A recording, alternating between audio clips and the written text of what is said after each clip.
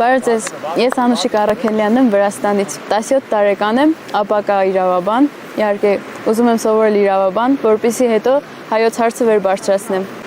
Լսելով ոմայի մասին շատ հետաքրքրեց, հայրենասիրությունից ստրտված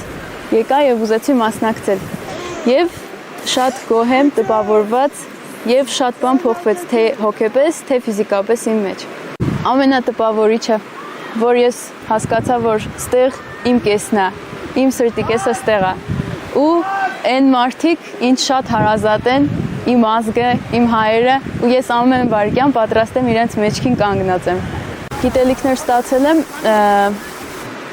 ռազմավարական գիտելիքներ, հուր, ալպինիզմ,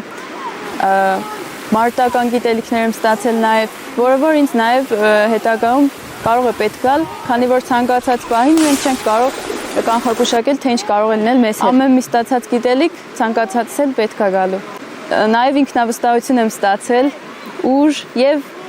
չհանձնվել երբեք։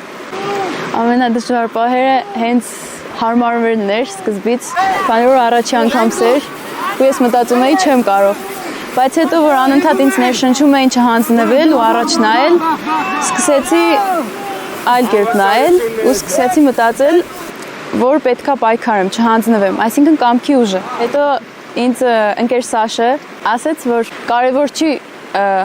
ֆիզիկական հոգնածությունը, այլ կարևորը որ ուղեղդ չհոգնի եւ դու առաջ նայես, պայքարես, այսինքն ուղեղով մտածես։ Այս արգելագոտին հանգստություն, ազատություն։ Այսինքն ես այդ դժվարը անցա։ Ես շնորհակալ եմ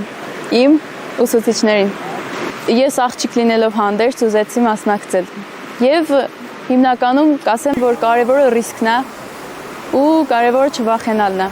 Ու այս գործում կապ չունի տղա թե աղջիկ, քանի որ առյուծը տղա թե աղջիկ։